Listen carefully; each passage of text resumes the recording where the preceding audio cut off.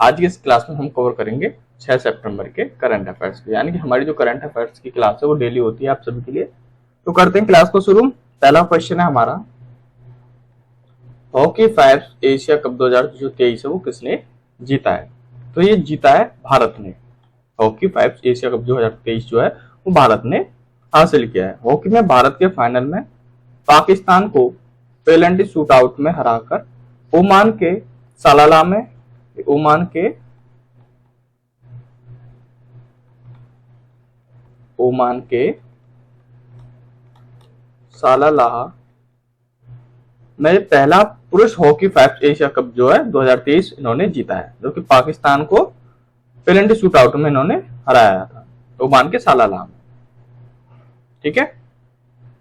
Hockey India के अध्यक्ष जो है वो है दिलीप टर्की, जिनका नाम है अध्यक्ष। अध्यक्ष की बात करें, अध्यक्ष हैं दिलीप टर्की। दिलीप टर्की जो है वो हॉकी इंडिया के अध्यक्ष हैं। इन्होंने FIH पुरुष हॉकी फाइव विश्व कप जो ओमान है 2024 मान 2024 की क्वालिफाई करने के भारत ने ये क्वालिफाई किया है ओमान 2024 के लिए। इसके लिए इन्होंने स्वर्ण पदक जीतने के लिए टीम को इन्होंने बधाई दी है। भारत ने FIH पुरुष हॉकी यानी फाइव विश्व कप ओमान 2024 क्वालिफाई कर लिया है। इन्होंने क्वालिफाई हासिल कर लिया है भारत ने। तो क्वेश्चन ये था हमारा, हॉकी फाइव एशिया कप 2023 जो किसने जीता है? तो वो भारत ने जीता है। कहाँ पे हुआ था? ओमान के सलाला में हुआ था। इसके अध्यक्ष की बात कर ली जाए तो अध्यक्ष है इसके दिलीप टर्की। ठीक है। अब चलते हैं नेक्स्ट क्वेश्चन पे। नेक्स्ट क्वेश्चन है हमारा, हाल ही में किसे नामित विश्वविद्यालय यानी कि डीम्ड यूनिवर्सिटी का दर्जा दिया गया है? डीम्ड यूनिवर्सिटी का जो है वो दर्जा दिया गया है। तो ये दिया गया है NCERT को मान्यत विश्वविद्यालय यानी कि डीम्ड यूनिवर्सिटी का दर्जा दिया गया है। केंद्रीय शिक्षा मंत्री यानी कि धर्मेंद्र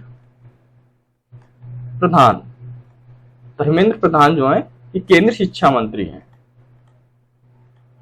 केंद्रीय शिक्षा मंत्री धर्मेंद्र प्रधान, केंद्रीय शिक्षा मंत्री यानी कि धर्मेंद्र प्रधान ने NCERT को 63वें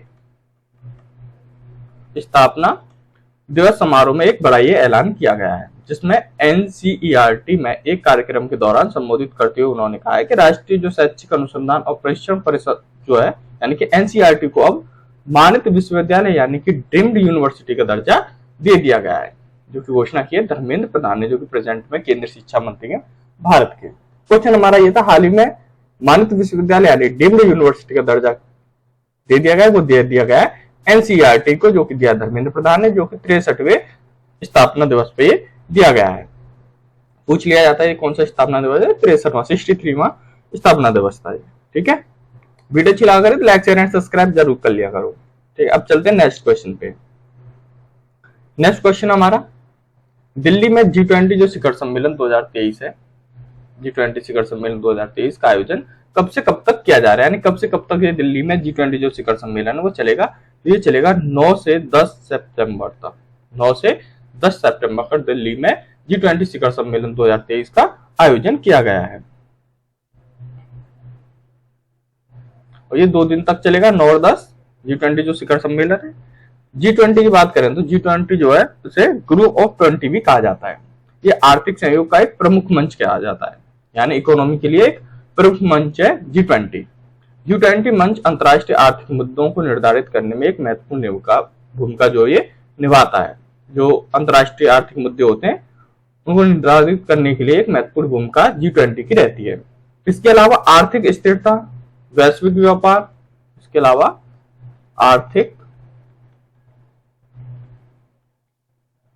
आर्थिक स्थिरता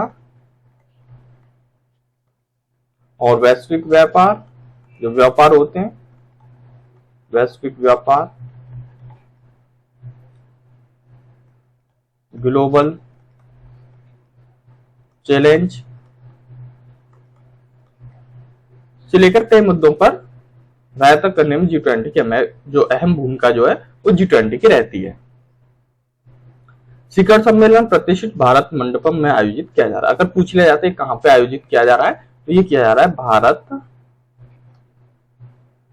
मंडपम में। भारत मंडपम में G20 जो शिखर सम्मेलन है भारत में, ये आयोजित किया जा रहा है दिल्ली में, जो कि नई दिल्ली के प्रगति मैदान यानी कि ITPO कन्वेंशन सेंटर के भीतर होगा ये भारत मंडपम। क्वेश्चन पूछ लिया जाता है कि जो दिल्ली में G20 शिखर सम्मेलन हुआ था वो कहां पर किया गया था, ये भारत मंडपम में किया गया था, जो कि दिल्ली के प्रगति मैदान के ITPO कन्वेंशन सेंटर के भीतर है। बात करें G20 में 19 देश और यूरोपीय संघ इसमें शामिल होंगे। पूछे G20 में जो दिल्ली में G20 भारत में G20 शिखर सम्मेलन हुआ था जो दिल्ली में हुआ था, उसमें कितने देश शामिल हुए थे? 19 देश और यूरोपीय संघ इसमें शामिल हुए थे।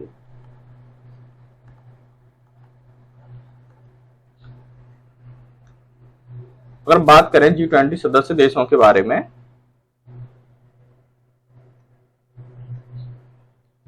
ये हो रहा है 9 से 10 सितंबर। बात करें इनके जो यूरोपीय संघ शामिल जो हो रहे हैं 19 देश हो रहे हैं, तो सदस्य देश जो है वो है भारत का America, Argentina, Australia, Brazil, Canada, France, Germany, Indonesia, United kingdom, फिर हमारा इटली, जापान, मैक्सिको, चीन,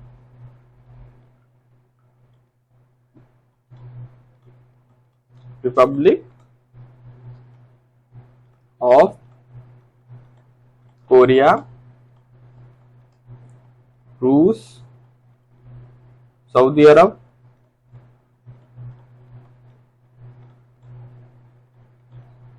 साउथ अफ्रीका,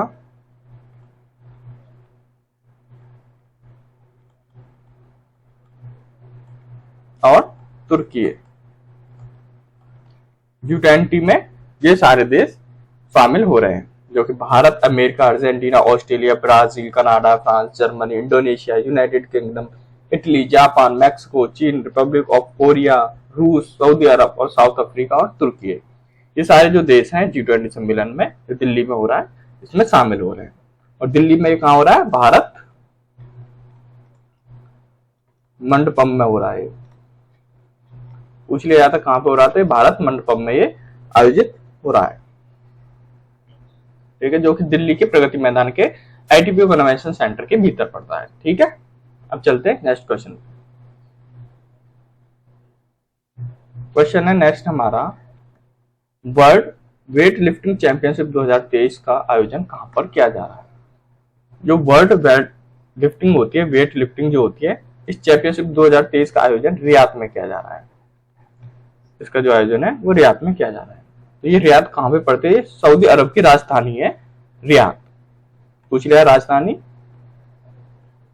सऊदी अरब की राजधानी कौन सी है? तो वो रियाद है, सऊदी अरब, रियाद। वर्ल्ड जो वेट लिफ्टिंग चैंपियनशिप 2023 है ये रियाद में आयोजित किया है। जो रियाद है ये सऊदी अरब की कैपिटल यानी कि राजधानी है, यहाँ पर ये किया जा रहा है। ये 4 सितंबर से 17 सितंबर तक चलने वाली 2023 IWF world weight lifting championship के लिए मेजबान शहर के रूप में ये चुना गया है Riyadh. World weight lifting championship 2023 में जो इंडियन टीम है, इंडियन टीम की बात करें, इंडियन टीम की जो कि वर्ल्ड वेट लिफ्टिंग चैंपियनशिप 2023 के लिए चुने गए हैं, उसमें से मीरा भाई चानू, मीरा भाई चानू, इनका जो वेट है महिलाओं में वो 49 kg में वेट लिफ्टिंग करेंगी। फिर महिलाओं में आता है हमारा बिंदी रानी देवी का नाम, बिंदी रानी देवी। ये महिलाओं में 55 किलोग्राम में ये इस खेल को खेलेंगे। अब बात करें पुरुषों में, पुरुषों में आते हैं अंशिता सेवली, अंशिता सेवली, अंशिता सेवली जो है पुरुषों में 73 किलोग्राम में इस मैच को खेलेंगे। फिर आते हैं पुरुषों में अजीत नारायण, अजीत नारायण जो है वो 73 किलोग्राम में ये भी इस मैच को खेलेंगे, वेट लिफ्टिंग को। फिर इसके बाद आते हैं गुरदीप सिंह, गुरदीप सिंह, गुरदीप सिंह जो है वो 109 किलोग्राम में ये मैच खेलेंगे। फिर आते हैं शुभम तानाजी टोडकर, ये जो है ये 61 किलोग्राम, पुरुषों की 61 किलोग्राम के मैच में ये खेलेंगे।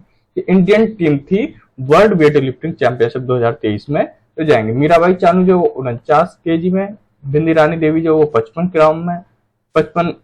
किलो में, और पुरुषों की बात करें ये महिला थी, और ये पुरुषों की बात करें तो अचिंता सेवली जो है 73 में, अंकित नारायण 73 में, गुरदीप सिंह जो है ये सबसे ज्यादा ने 109 किलोग्राम में ये मैच खेलेंगे। ठीक है, और शुभम तानाजी तोड़कर जो वो 61 kg में। ठीक है, ये इनके वेट की बात हो रही है जो कि कितने किलोग्राम में ये खेलेंगे। चलते हैं नेक्स्ट क्वेश्चन पे। नेक्स्ट क्वेश्चन है हमारा, राष्ट्रपति मुर्मू ने राजघाट पर महात्मा गांधी की कितने फुट की प्रतिमा का अनावरण किया गया है? तो ये किया गया है 12 फुट का। कहां पर किया गया? तो ये राजघाट पर किया गया। और किसने किया है? तो ये क्या है, राष्ट्रपति जो है मुर्मू ने ये किया है, अनावरण किया है गांधी जी की प्रतिमा का, जो कि होगी 12 फीट की। क्वेश्चन पूछ लिया जाता है महात्मा गांधी की कितने फुट की प्रतिमा का अनावरण कहां पर किया गया? तो वो राजघाट पर किया गया है। किसने किया है? तो वो मुर्मू ने किया, राष्ट्रपति मुर्मू ने किया है। कितने फीट का किया गया? तो वो 12 फीट का किया गया है। राष्ट्रपति द्रौपदी मुर्मू ने राजघाट पर महात्मा गांधी की 12 फुट ऊंची जो प्रतिमा है उसका अनावरण किया। उन्होंने एक गांधी वाटिका का भी उद्घाटन किया। वहीं पर जो है वो उन्होंने गांधी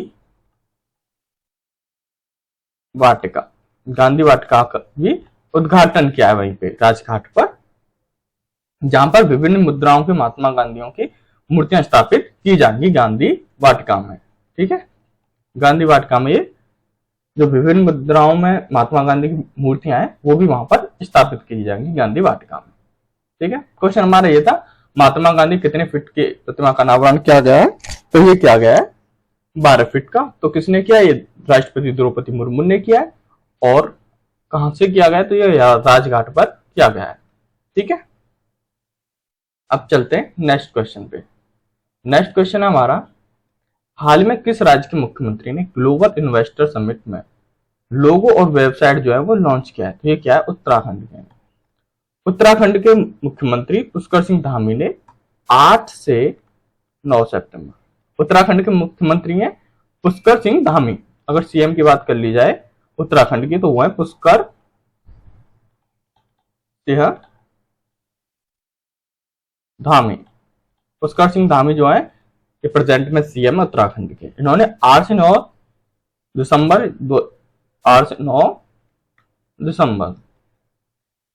2023 को देहरादून में होने वाले इन्वेस्टर ग्लोबल समिट के लिए लोगो और वेबसाइट का उद्घाटन किया गया है। और वहां के सचिव की बात करें, उत्तराखंड के जो सचिव है तो सचिव है एस संधू, ये वहां के सचिव हैं। और सीएम जो है पुष्कर सिंह धामी है। और 8 से 9 दिसंबर को देहरादून में ये होगा। और पूछ लिया तो कहां पे होगा आयोजित? ये देहरादून में आयोजित होगा। ठीक है, इसके लिए उन्होंने लोगो और वेबसाइट का उद्घाटन किया है। अब चलते हैं नेक्स्ट क्वेश्चन पे। नेक्स्ट क्वेश्चन है हमारा, हाल ही में किस केंद्रीय मंत्री ने कानूनी सलाहकार के लिए टेली लॉ 2.0 जो है वो लॉन्च किया है? तो ये किया है अर्जुन राम मेघवाल ने। अर्जुन राम मेघवाल ने केंद्रीय मंत्री और कानूनी सलाह के लिए टेली लॉ 2.0 लॉन्च किया गया है। ये केंद्रीय मंत्री हैं अर्जुन राम मेघवाल जो है, इन्होंने कानूनी सलाह के लिए टेली लॉ 2.0 लॉन्च किया। टेली लॉ डॉक्यूमेंट्री की स्क्रीनिंग यानी कि जिसमें 2017 से 2022 तक टेली लॉ की यात्रा में दर्शाया जाएगा। टेली लॉ की जो यात्रा होगी उसको दर्शाया गया है। ठीक है, चलते हैं नेक्स्ट क्वेश्चन पे। क्वेश्चन यही था हमारा, टेली लॉ 2.0 किसने लॉन्च किया? तो अर्जुन राम मेघवाल ने किया है। ठीक है, जो कि केंद्रीय मंत्री हैं। नेक्स्ट क्वेश्चन हमारा, आकाशवाणी और समाचार सेवा प्रभाग के प्रधान महानिदेशक के रूप में किसे नियुक्त किया गया? तो ये किया गया है डॉक्टर वसुधा गुप्ता को। भारतीय सूचना सेवा की वरिष्ठ अधिकारी जिनका नाम है डॉक्टर वसुधा गुप्ता, इन्होंने आकाशवाणी और आकाशवाणी समाचार सेवा विभाग के प्रधान महानिदेशक के कार्यभार संभाल लिया है। वे अब तक आकाशवाणी की महानिदेशक के रूप में कार्य कर रही थी। ठीक है, अब चलते हैं नेक्स्ट क्वेश्चन पे। क्वेश्चन यही था हमारा, आकाशवाणी और समाचार सेवा प्रभाग के प्रधान महानिदेशक के रूप में किसने नियुक्त किया? डॉक्टर वसुधा गुप्ता है। ठीक है, हाल ही में किसे कोटक महिंद्रा बैंक के एएमडी और सीईओ पद से इस्तीफा दिया? किसने दिया है? कोटक महिंद्रा बैंक और एएमडी सीईओ के पद से इन्होंने इस्तीफा दे दी। ये दिया है उदय कोटक ने कोटक महिंद्रा बैंक के एएमडी और सीईओ पद से इस्तीफा इन्होंने दे दिया है। उदय कोटक ने कोटक महिंद्रा बैंक प्रबंधक निदेशक और मुख्य कार्यकारी अधिकारी के रूप में अपने पद से औपचारिक रूप से इस्तीफा दे दिया। यह परिवर्तन 1 सितंबर 2023 से प्रभावी होगा। ठीक है, मान्य हो जाएगा 1 सितंबर 2023 को। अब चलते हैं नेक्स्ट क्वेश्चन पे। नेक्स्ट क्वेश्चन हमारा, इटालियन ग्रैंड प्रिक्स 2023 का जो खिताब है वो किसने जीता है? तो ये जीता है मैक्स वर्स्टापेन ने इटालियन ग्रैंड प्रिक्स 2023 का खिताब इन्होंने जीत लिया है। मैक्स वर्स्टापेन ने इटालियन ग्रैंड प्रिक्स जीता है और उन्होंने फॉर्मूला 1 इतिहास सबसे अधिक जीत का नया रिकॉर्ड भी बनाया है। इतिहास का सबसे अधिक जीत का नया रिकॉर्ड इन्होंने हासिल किया, वो किया मैक्स वर्स्टापेन ने इटालियन ग्रैंड प्रिक्स में। ठीक है, अब चलते हैं नेक्स्ट क्वेश्चन पे। नेक्स्ट क्वेश्चन हमारा, किस राज्य ने मादक पदार्थों का सेवन रोकने प्रयासों के लिए साइक्लोथॉन किट राज्य का उद्घाटन किया गया है? तो ये किया गया है, किस राज्य ने किया है? तो ये हरियाणा राज्य ने किया है साइक्लोथॉन किट का, जो कि मादक पदार्थों के सेवन रोकने के लिए प्रयासों के लिए उसका उद्घाटन किया गया है। चलते हैं नेक्स्ट क्वेश्चन पे। नेक्स्ट क्वेश्चन है हमारा, किस राज्य सरकार के द्वारा पहले जय चैरिटी मैराथन 2024 की मेजबानी की जाएगी? जय चैरिटी मैराथन 2024 की जो मेजबानी की जाएगी वो की जाएगी केरल में। केरल राज्य सरकार द्वारा पहले जय चैरिटी मैराथन 2024 की मेजबानी की जाएगी। अब चलते हैं नेक्स्ट क्वेश्चन पे। नेक्स्ट क्वेश्चन है हमारा, किस बैंक ने जीएसटी सहायता योजना के लिए एक जो ऐप है उसका अनावरण किया गया? तो ये किया पंजाब नेशनल बैंक ने जीएसटी सहायता योजना के लिए एक ऐप लॉन्च किया गया है। जीएसटी का मतलब होता है माल एवं सेवा टैक्स, यानी जो जीएसटी होता है इसका मतलब होता है माल एवं सेवा टैक्स, जो 1 जुलाई 2017 को लागू हुआ था। जीएसटी यह अप्रत्यक्ष कराधान होता है, अप्रत्यक्ष रूप से लिया जाता है, जिसका भुगतान आमतौर पर अंतिम उपभोक्ता करता है। जो लास्ट में उस चीज को प्रोडक्ट को खरीदता है वो उसका उपभोग करता है जीएसटी का। जीएसटी में उत्पाद शुल्क जो वैट, सेवा टैक्स, प्रवेश टैक्स और विलासिता टैक्स जैसे कई अप्रत्यक्ष टैक्स को प्रस्तावित करता है जीएसटी। ये होता हमारा जीएसटी। ठीक है, पिछले जीएसटी कब लॉन्च हुआ था? तो 1 जुलाई 2017 को ये लागू किया गया था। क्वेश्चन ये था, जीएसटी सहायक योजना के लिए ऐप का अनावरण किसने किया था? ये पंजाब नेशनल बैंक ने किया है। जीएसटी को समझने के लिए इसने एक ऐप लॉन्च किया गया है इस बैंक की ओर से। अब चलते हैं नेक्स्ट क्वेश्चन पे। नेक्स्ट क्वेश्चन है हमारा, चौथी G20 शेरपा बैठक जो है हरियाणा के किस जिले में आयोजित की जाएगी? G20 शेरपा बैठक कहां पर की जाएगी? तो ये हरियाणा में की जाएगी, पहली बात। और किस जिले में की जा रही है? तो हरियाणा के, तो ये नूंह जिले में की जा रही है, जहां पे अभी प्रेजेंट में काफी हिंसा हमें देखने को मिली थी, हिंदू मुस्लिम वाली जो हिंसा हुई थी, जिसमें काफी नुकसान भी हुआ था और काफी बड़ी लेवल की हिंसा हुई थी। अगर पूछ लिया तो क्वेश्चन G20 शेरपा बैठक कहां पर की जाए, किस राज्य में की जाएगी? तो हरियाणा। और किस राज्य के जिले में की जा रही है? तो हरियाणा के नूंह जिले में की जा रही है चौथी G20 शेरपा बैठक। ठीक है, आज के लिए बस इतना ही। धन्यवाद मेरे चैनल में जुड़े रहने के लिए।